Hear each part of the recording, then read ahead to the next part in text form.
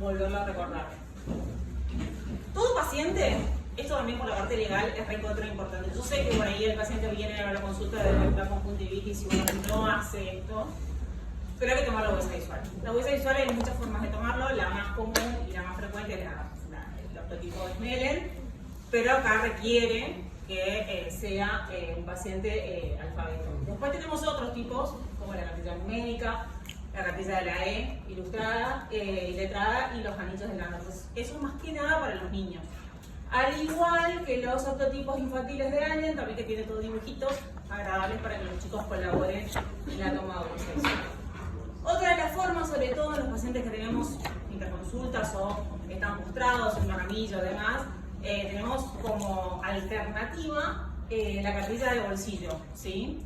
Esto sí es importante cuando lo ponemos en la historia clínica, que lo tomamos de esta forma, ¿sí? Porque después para seguir el progreso o la evolución de ese paciente, no es lo mismo tomar que con la cartilla o que tomar con una Snellen en un segundo tiempo. Otra de las cositas que tenemos en el consultorio es la evaluación con agujero estenopédico. En realidad esto es una alternativa en los pacientes que se olvidan las lentes, por ejemplo en consulta medio rápida y demás. Entonces sacamos todos los vicios refractivos solamente centrándonos en la zona macular y de esa manera podemos diferenciar si son esa disminución de huesa visual es por algún vicio refractivo o bien es por alguna alteración a nivel de la retina.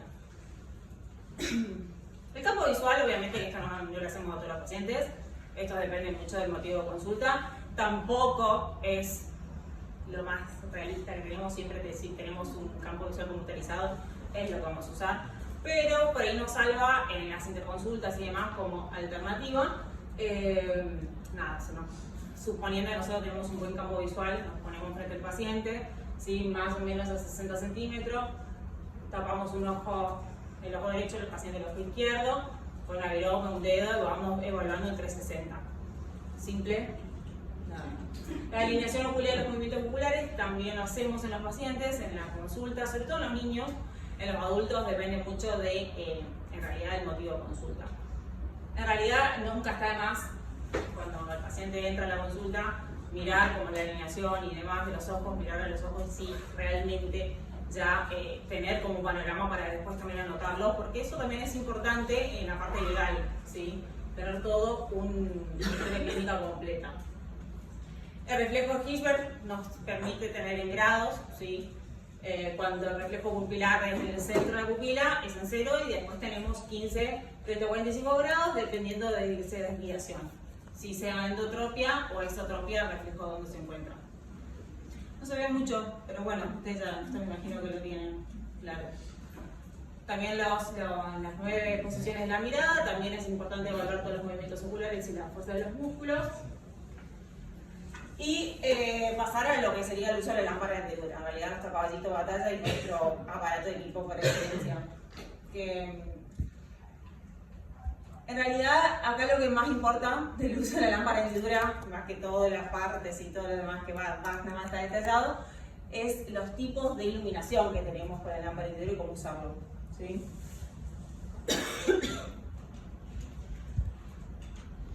Bueno, la parte de la lámpara de hendidura, como habíamos dicho, tiene un brazo de observación, un brazo de iluminación y el soporte del paciente. Estas 3 partes todas en conjunto en lo que sería la base de control o joystick que usa el médico. El brazo de observación contiene los oculares y los elementos de ampliación y el brazo de iluminación, todo lo que sería fuente de luz y los controles de los mismos. Siempre hay que preparar al paciente, el paciente se sienta, apoya el mentón y frente, usamos también la marca a nivel y adaptamos los oculares a nuestro parecer, según nuestro vicio de refracción y la distancia interpupilar. El brazo de observación podemos tener de 10, 16, 25, hay lámparas que tienen más, eso es cierto. Y también tiene un anillo de enfoque que se puede girar según el vicio refractivo del observador, es decir, del médico. Con la distancia interpupilar. Bueno, el brazo de iluminación.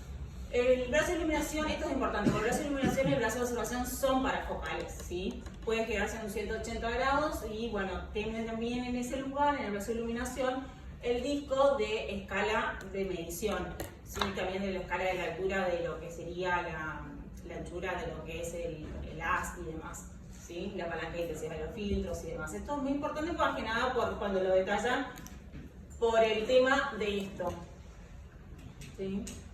Bueno, ahora hablamos.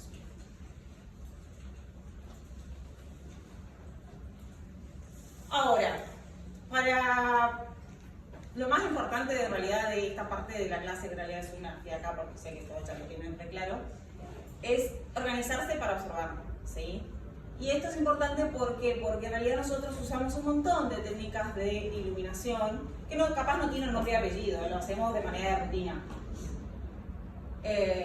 Pero si nos organizamos, nada queda por fuera y no nos tragamos ninguna enfermedad, ninguna patología ni nada. ¿Sí? Hay médicos que prefieren primero hacer un barrido y después van por partes, haciendo cortes eso lo decide cada uno a gusto de cada, pero es importante siempre tener organizado la manera de evaluar al paciente. Yo, por ejemplo, lo primero que hago es un barrido general y hago la técnica Röntgen, ¿sí? Que permitimos valorar de manera muy rápida lo que sería la profundidad de la cámara anterior, siempre comparando con el espesor corneal. En general, lo que hacemos acá es un corte, ¿sí? Periférico, lo vamos bien limbar, y ese corte, que se llama sección óptica, ¿sí?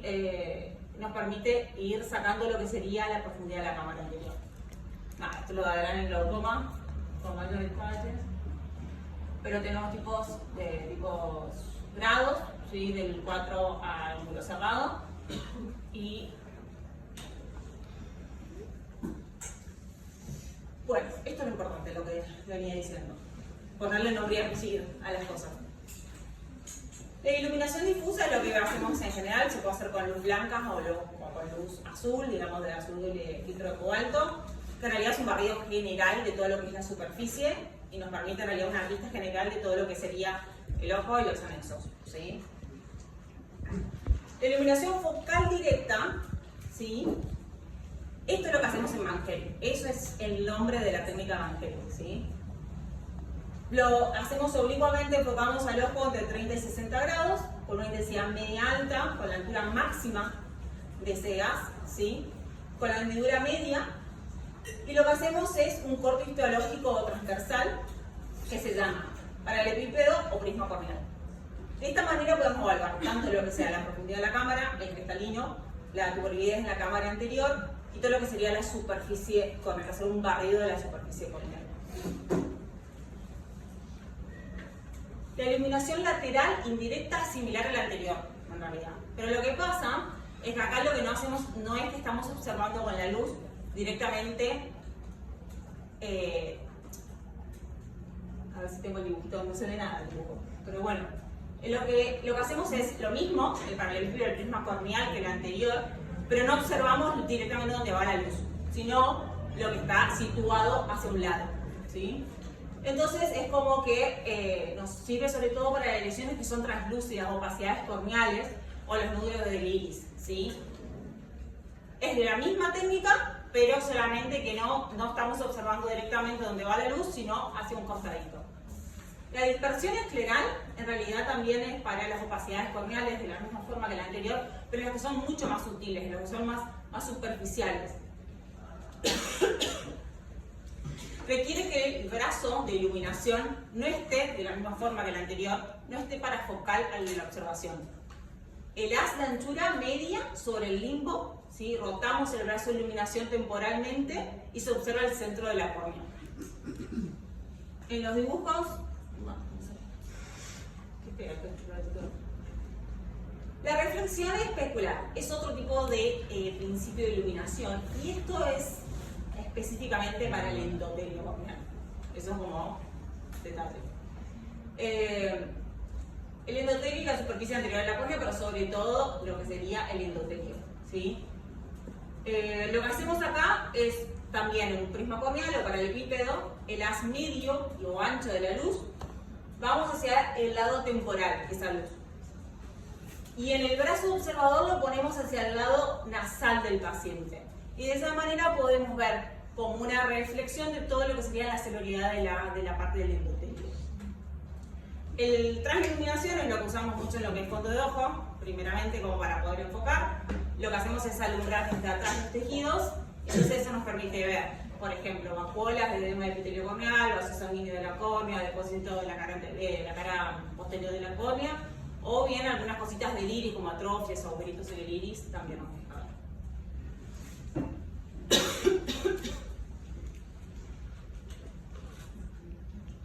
Bueno, esto ya lo contamos, también que la lámpara de hendidura es un instrumento de medida, ¿sí? Que lo podemos rotar tanto horizontal o verticalmente, y nos sirve sobre todo para lesiones ulceradas, por ejemplo, o absceso, como para llevar el proceso de cómo funciona, cómo va esa lesión.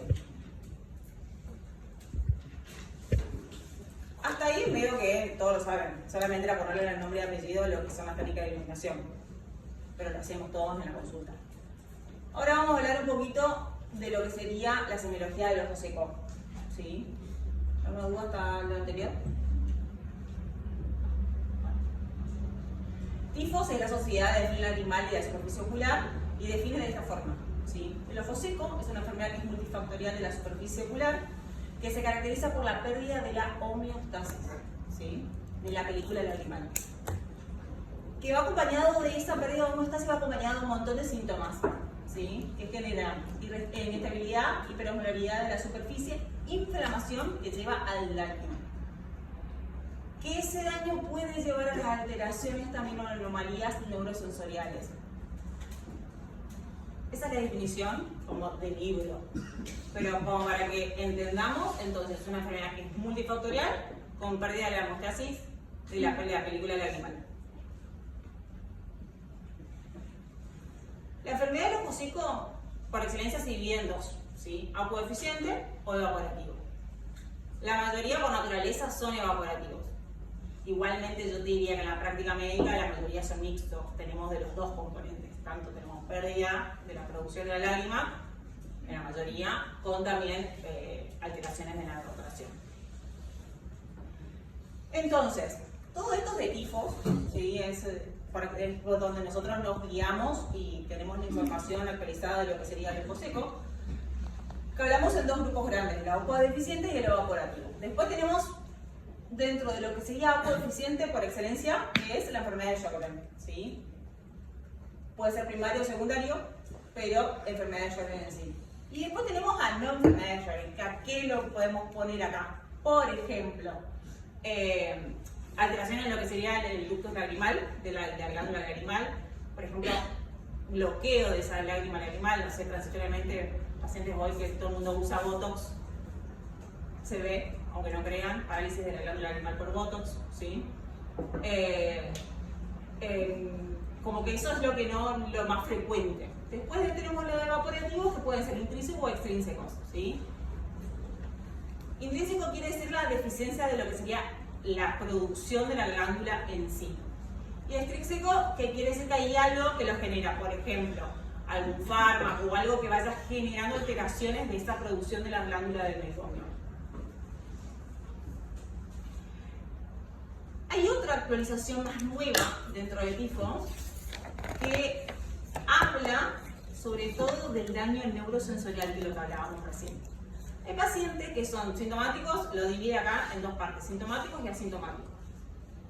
Dentro de los sintomáticos, sobre todo que el paciente se queja de que le cuesta barrer, que se levanta y que siente que tiene arena en los ojos, de que le pincha, de que le arde, de que le duele, no está contento, y es como eso cuando te describe un ojo seco de libro. Pero vos lo sentás en la lámpara de hendidura y haces todo un examen de ojo seco y el paciente no tiene nada, está perfecto. Eso se llama, son daños neurosensoriales, ¿sí? En realidad acá lo que indica tifos es como destaca la importancia de derivar al tratamiento del dolor, porque es daño nervioso, no es más que nada que eso. Entonces, por ahí nosotros lo operamos al paciente, porque no tiene nada, nunca le explicamos nada, y el paciente dice, me empeoró, porque claro, nosotros en la cirugía dañamos más la parte nerviosa. Entonces es como que el paciente no va a entender nunca de que por ahí el daño que tiene es porque ya lo tenía, ¿sí? Por algo patológico de él, no por algo de la superficie en sí. Esa es la nueva actualización que tiene tifos. Entonces, también basándonos en ello, en la asociación, hay métodos de diagnóstico, ¿sí? Que como que toda persona que hace superficie ocular debe hacerlo. Preguntas de clasificación, preguntas de factores de riesgo, test diagnósticos, ¿sí? Y después definirlo, si es agua eficiente o es evaporativo. Una consulta, sí. ¿El neurosensorial lo manejas con solo autólogo? Es que en realidad no te va a mejorar mucho, porque el daño está en el nervio. Ese es el problema. El paciente se queja porque tiene alteraciones nerviosas. Por eso digo que tratamiento del dolor no tiene que ver con algo oftalmológico puro. Pregunta, sí. Pero ese diagnóstico se da en paciente que tuvo inflamaciones crónicas y derivó en esa neurogénico o antecedente de diabetes, o puede ser antecedente de diabetes, algunas alteraciones, por ejemplo, herpes, sí, como algo que dañe la parte nerviosa. Pero en realidad es como que vos mirás, haces todos los estudios que vos hagas, el paciente tiene un mínimo normal, tiene, o sea, todo lo que vos hagas no tiene alteraciones en las glándulas de medusa, está perfecto. Pero el paciente se queja de que hay algo de molestia. Muchas veces en realidad lo que es inflamación crónica termina también en un daño neurosensorial, esa es la realidad. O sea, también el ojo seco, puramente ojo seco, pero bueno, ya tiene de base una enfermedad. Si no, esto estamos hablando de los que son sintomáticos, pero sin nada. O sea, la superficie está intacta, que es distinto. ¿Sí? Entonces ahí lo que se recomienda, lo que recomienda Tifos es, si la superficie está bien, podemos darle lágrimas, podemos hacer lo que queramos, pero el tema es que no le va a mejorar. Entonces, se va a dar tratamiento de dolor, pero el tratamiento de dolor, el médico especialista en el dolor lo maneje. ¿Sí? Como maneja cualquier tipo de neuralgias. ¿Sí? ¿Alguna otra pregunta? ¿Te respondí bien? Gracias. Bueno, entonces, dentro de lo que serían las preguntas de clasificación. Acá, las preguntas recomendadas, porque esas son estas. ¿Sí? Obviamente que podemos nosotros, según nuestra práctica, podemos usar un montón de otras, pero más que nada es esto: ¿qué tan grave es la molestia? ¿Sí? ¿Tiene sequedad bucal acompañada, por ejemplo? ¿Sí? Si la visión se ve afectada o si se aclara al parpadear, si usas lente de contacto, o sea, todas las preguntas básicas que nos van orientando en realidad lo que sería una alteración en lo que es la superficie. Después son las preguntas de factores de riesgo en sí, ¿sí? Entonces, hay algunas que son sí o sí conclusas de que nos dan factores de riesgo. O sea, si nosotros el paciente tienen este tipo de factores de riesgo, sabemos que van acompañados de la superficie ocular, de las molestias que ellos tienen. Otras que pueden ser muy probables y otras que son medio inconclusas, que están descritas, pero no por excelencia, digamos, y en todos los pacientes que tienen eso, alteran la superficie. Sabemos que el sexo femenino, empezamos con la menopausia y tenemos menos producción de lágrimas. Entonces el paciente ya es por sí que va a tener ojo seco, ¿sí? La degeneración de las glándulas de Meibomian, enfermedades del tejido conectivo, ni hablar si tiene ya enfermedades Sjögren diagnosticadas. Eso no podemos modificar, ¿sí? Es como que son cositas que tienen. Entonces hay que hacer cosas que decimos, bueno, esto es lo que tenés ahora, podemos manejar la superficie ocular porque tenés esto y vas a estar con esto toda tu vida ahora. Tu lágrima o el gel o lo que usemos, un autólogo, lo que sea para acompañado, depende del tratamiento que vayamos armando para el paciente, va a ir acompañado por vida. Después hay otras cosas que podemos modificar, por ejemplo, la alteración andrógena se puede modificar con tratamientos. Los pacientes que usan lente de contacto, bueno, decimos, vamos a suspender la lente de contacto, la luz conmutadora, hacer las reglas de descansos, ¿sí? El medio ambiente también. El uso del aire acondicionado, por ejemplo, mucho. Ahora acá en Buenos Aires empieza mucho la calefacción, viste que no es lo mismo que por ahí en el interior del país, pero acá entras y hay calefacción central en todos lados, entonces todo el tiempo tenemos un ambiente muy seco. Los pacientes que usan la computadora y encima están rodeados de un ambiente seco, yo por ejemplo le recomiendo mucho a los pacientes que se compren, por ejemplo, el humidificador los humidificadores portátiles que los enchufamos con un USB, que tiene un poquito... ¿Cómo? Mercado Libre. Claro, sí, como para que ayude un poquito a la superficie ocular, ¿sí? Después las medicaciones con antihistamínicos, los antidepresivos, también todos tienen efectos adversos que generan una producción de lágrimas. Después, con lo que son inconclusos, son enfermedades como la rosácea y la diabetes, por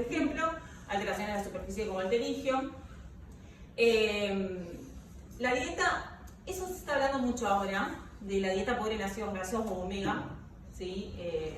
Sí, se ve afectado, también se ve la dieta, o sea, hoy somos una población bastante baja también en vitamina D, la vitamina D también se está viendo de que influye mucho en la producción de la buena calidad del primer animal, igual que la vitamina A.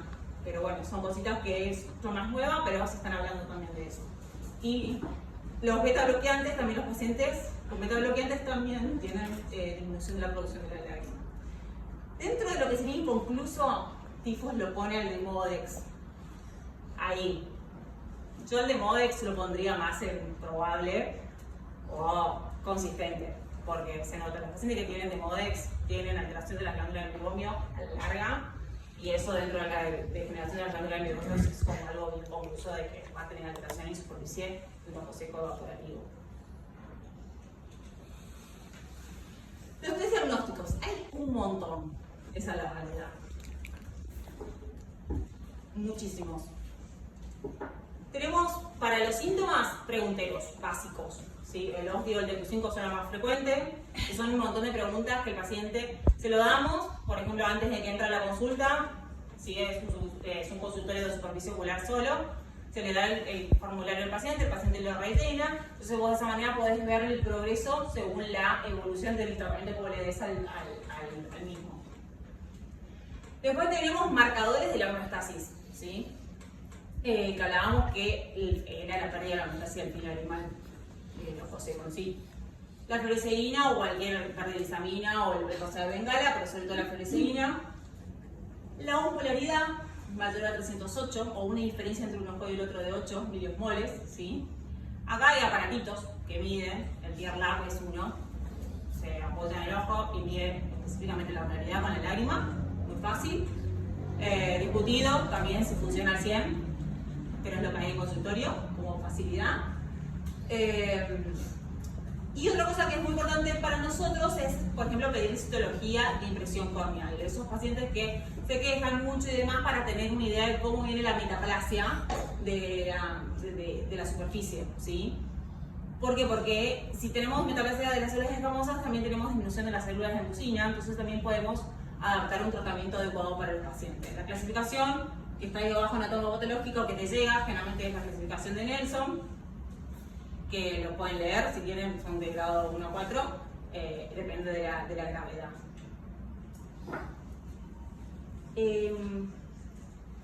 Ahí abajo hay una foto del borde del párpado, de arriba, ¿sí? Que esto es importante porque en realidad, por ahí no le damos mucha bolilla, pero cuando tienen, sobre todo cuando usamos verde lisamina, ¿lo podemos hacer con fluoresceína? Sí, pero es más evidente con verde lisamina, que es la línea Max, se llama, ¿sí? Que nosotros debería ser como una cosa muy finita, que es un cambio de lo que sería transición mucocutánea, que cuando está alterado, ¿sí? Perdemos todas las células mucinosas y hay una alteración de lo que sería todas las células canosas, ese colorante pasa a tarsal, ¿sí? Es como que se va metiendo dentro del tarso. Y eso nos habla de que ya de por sí hay una alteración. ¿Cómo es el nombre de la línea? Max. Max. Max, sí, M-A-R-X. También podemos pedir laboratorios de la lágrima, ¿sí?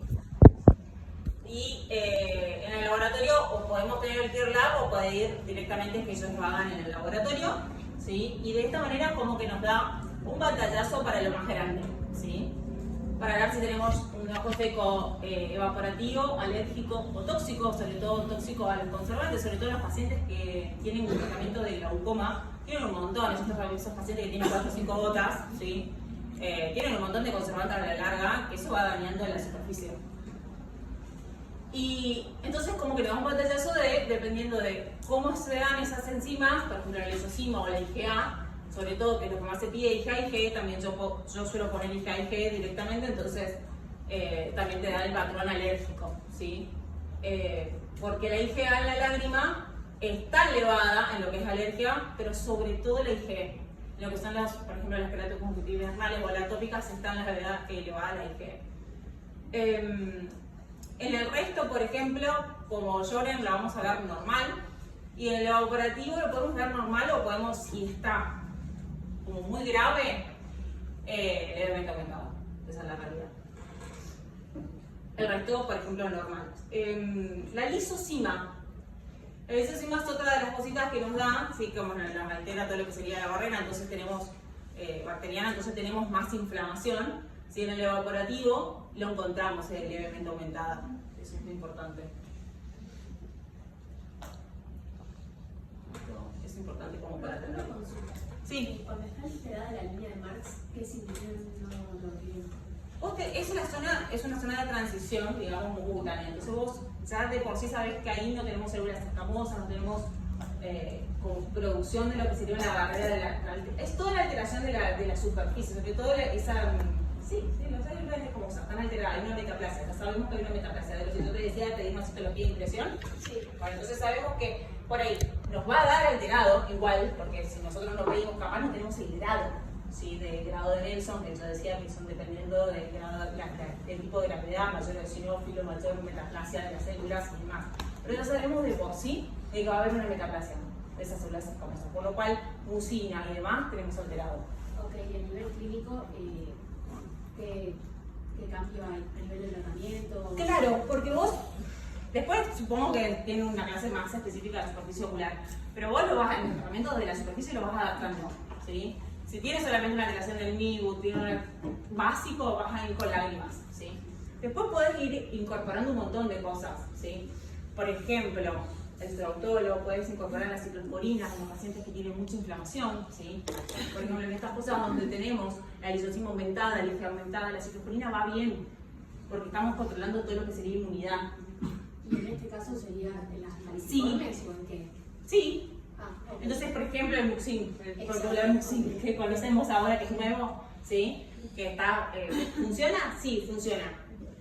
Yo prefiero más el sorautólogo, cada uno hace lo que le parece, lo que le funciona más, pero lo he usado un montón, ¿sí? Pero el muxin, por ejemplo, funcionaría. Diagnóstico de ajo seco, bueno, la coeficiente menisco, la altura del menisco lagrimal, lo podemos hacer midiendo, pero también lo podemos hacer con aparatos y demás, la prueba de Schindler, prueba de Rojo-Penal. La verdad es que a un coeficiente el test de Schindler más que el reumatólogo que nos pide cada tanto para ellos, pero no tiene una validez tan importante hoy por hoy. El evaporativo, hay un montón también, sí, evaluación de las glándulas de Böhme, la expresión, podemos hacer, mirar bien cómo es ese aceite, sí, la consistencia, sí, podemos también apretar un poquito las glándulas de Böhme, vemos cómo es la consistencia, si es más aceitosa, si es como más en pasta de diente, sí, eso también nos da una alteración de cómo está toda la parte ductal de las glándulas del meiomio. La interferometría, por ejemplo, en los aparatos que miden con interferometría, sí, como el Hydra o el Keratograph que tienen, nos da cómo está esa parte del fin lipídico de la lágrima. ¿Sí? Bueno, ahí está la línea Marx, bueno, que le contaba. Ahí se va viendo la foto.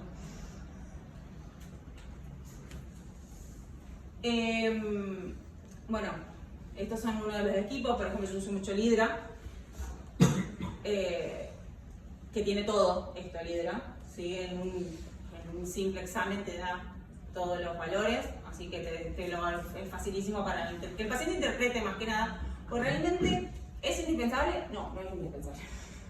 Podemos hacerlo todo de manera rústica con la lámpara hendidura. Incluso hacer una hemografía, no es que lo vamos a cuantificar como lo hace el Hydra, que el Hydra dice cuánta pérdida tenemos, pero por ejemplo si damos vuelta al párpado y lo miramos en el RIM, podemos verlos perfectamente las glándulas del meiomio. Entonces más o menos sabemos si hay muchas zonas de atrofia o pérdida de esas glándulas del meiomio.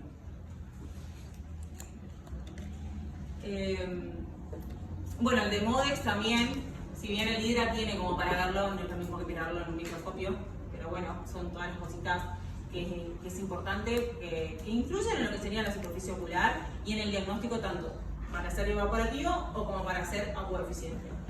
Esto es como un pantallazo.